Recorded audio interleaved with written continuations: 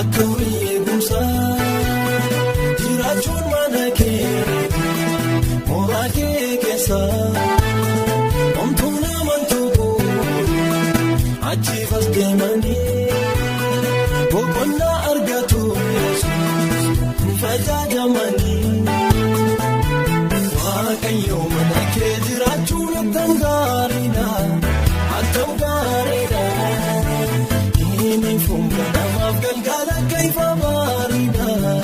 ifa bareeda gaarummaaf jireenyi sibiira gooftaatu mana kee jiraachuun fo'adha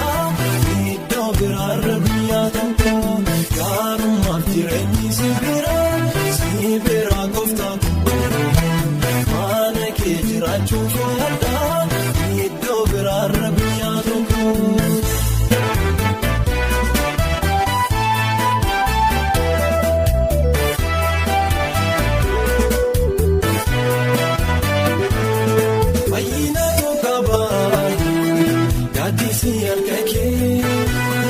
Kana eembeeku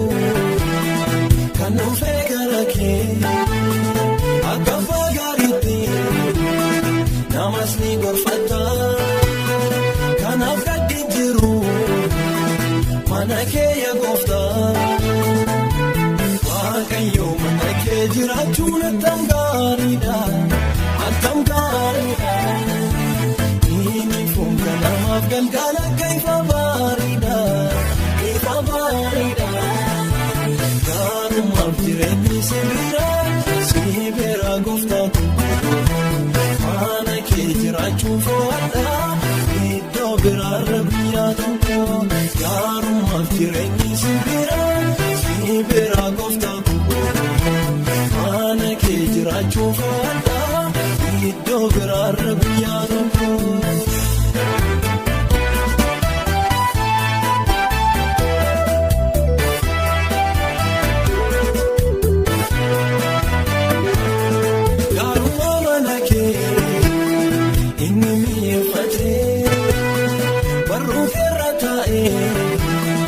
Kan kampaneeffatee yaa gooftaa garaasaa akkama gammadu naaf wayyaa mana kee anis kanaan fedhu waaqayyo mana kee jiraachuun attam gaariidha attam gaariidha inni fuula namaaf galgala ifa bareeda ifa bareeda. Sibiira gooftaatu mana kee jiraachuun fo'adha iddoo biraarra guyyaa tokko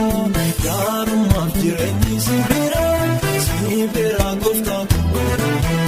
mana kee jiraachuun fo'adha iddoo biraarra guyyaa tokko.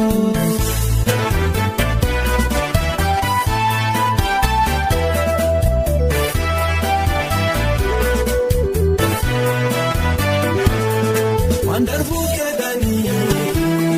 waamii kalaqamu maal godhuu gooftaatu boroo lafa kaa'u